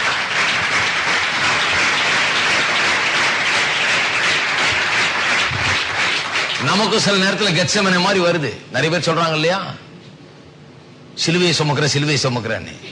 எந்த சிலுவைய? சில சொல்றாங்க, தரித்திரமனும் சிலுவையை சுமந்து கொண்டிருக்கிறேன் ஐயா. ஒருத்தர் சொல்ற, என் மனைவி தான் என் சிலுவை எனக்கு. இன்னொருத்தர் சொல்ற, என் புருஷன் தான் சிலுவை.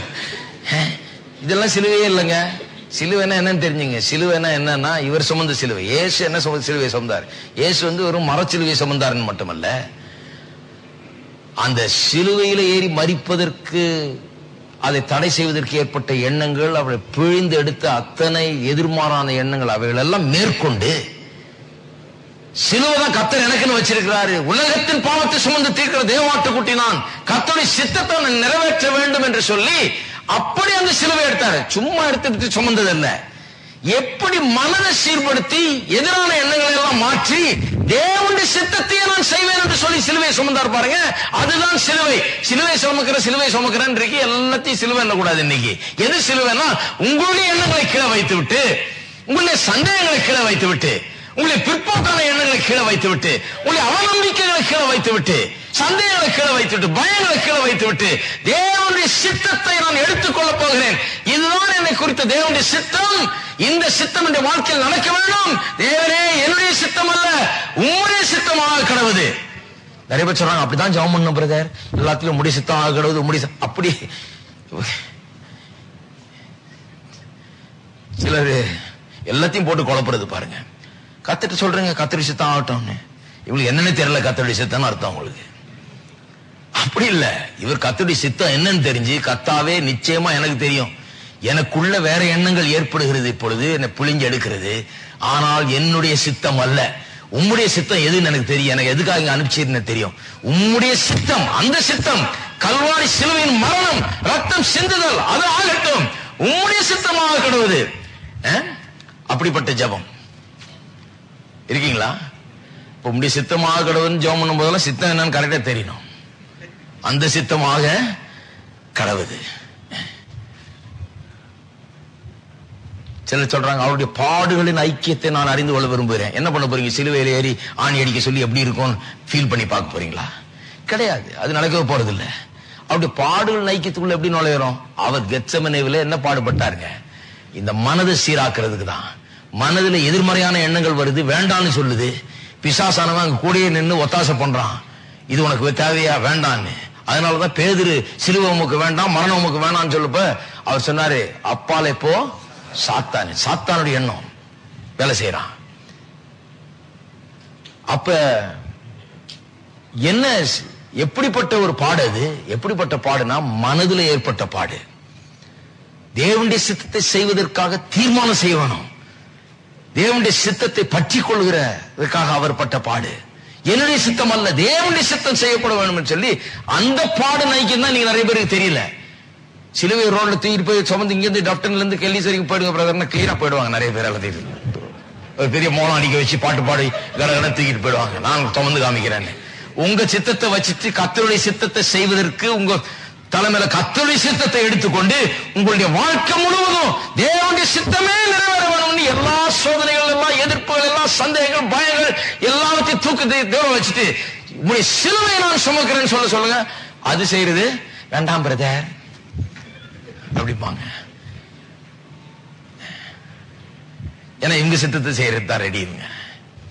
ஆனா கர்த்தருடைய சித்தத்தை தான் ஜெபித்து இருக்கிறோம். கர்த்தருடைய சித்தத்தை செய்வதற்கு நாம் தெரிந்து கொண்டிருக்கிறோம். அதையே பிடித்துக் கொண்டு கடைசி வரைக்கும் செல்ல வேணும். நிச்சயமா நாம் ஜெபித்த காரியங்களை நிச்சயமாய் பெற்றுக்கொள்வோம். எல்லாரும் எழுந்திருப்போம்.